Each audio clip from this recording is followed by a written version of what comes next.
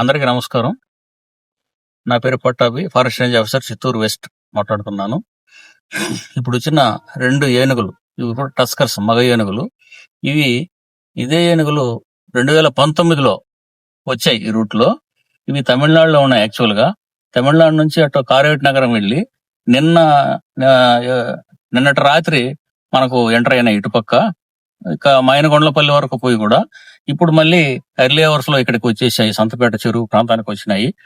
మేము నిన్న మార్నింగ్ నుంచి కూడా అందరికి, ఈ చుట్టుపక్కల గ్రామస్తులకు గాని రైతులకు గాని అందరికి కూడా అవేర్నెస్ చేస్తున్నాము.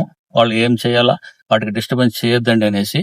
ఇప్పుడు కూడా ఎర్లీ మార్నింగ్ అందరూ వచ్చేసాం. మన పోలీస్ డిపార్ట్మెంట్ వాళ్ళు, ఎలక్ట్రిసిటీ డిపార్ట్మెంట్ వాళ్ళు ఇక్కడ లైన్లన్నీ కూడా కట్ చేసి ఉన్నాము, పవర్ ఆఫ్ చేసి ఉన్నాము. ప్లస్ ప్రజలకు అందరికి కూడా ఇక్కడ ఎవరు డిస్టర్బ్ చేయొద్దండి, ఉండొద్దండి అనేసి. ఎందుకంటే ఈ మాబు చూసి అవి డిస్టర్బ్ అయ్యే అవకాశం ఉంది. అవి ఎండలో బయట రావు, చెరువులోనే ఉంటాయి. ఈవినింగ్ ఎండ తగ్గిన తర్వాత మళ్ళీ అవి మూవ్ అవుతాయి. వాటిని సురక్షితంగా అడవి వైపు మళ్లించేదానికి మా ప్రయత్నాలు చేస్తున్నాం మేము.